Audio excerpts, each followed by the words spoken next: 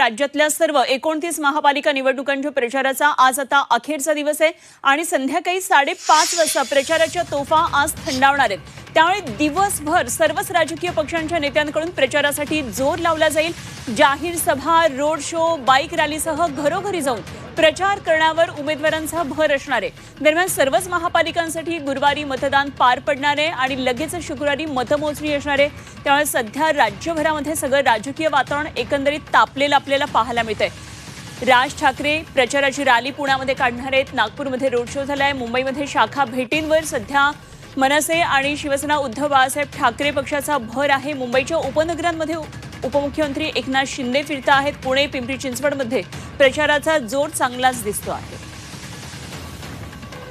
तर निवडणूक प्रचाराचा अखेरचा दिवस आहे, त्यामुळे आज 29 महापालिकांमधलं जे वातावरण आहे ते आणखी आपल्याला तापलेलं पाहायला मिळणार आहे। आज प्रचार संध्याकाळी 5:30 नंतर थंडावणार आहे, तेव्हा सर्वच प्रचारकारांचा जोर असणार आहे। तो कशा प्रकारे प्रचार वाढवता येईल, घरोघरी जाऊन मतदानाचं आवाहन करणारे सगळे उमेदवार आणि त्या दृष्टीने राज्यातलं हे सगळं वातावरण आज आपल्याला तापलेलं पाहायला मिळेल।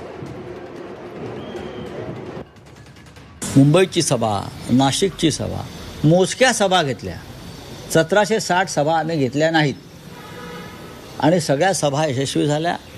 त्या भागामध्ये उत्तम वातावरण निर्मिती झाली आणि ठाकरे बंधूंना जो संदेश द्यायचा आहे तो घराघरापर्यंत पोहोचला आहे। तुम्हाला माहिती आहे का, मुंबई ठाण्यातल्या घराघरांवरती काही स्टिकर्स लोकांनी लावलेले आहेत आणि त्यांनी विरोधी उमेदवारांना सांगितलं आहे, इथे येण्याचे कष्ट घेऊ नका,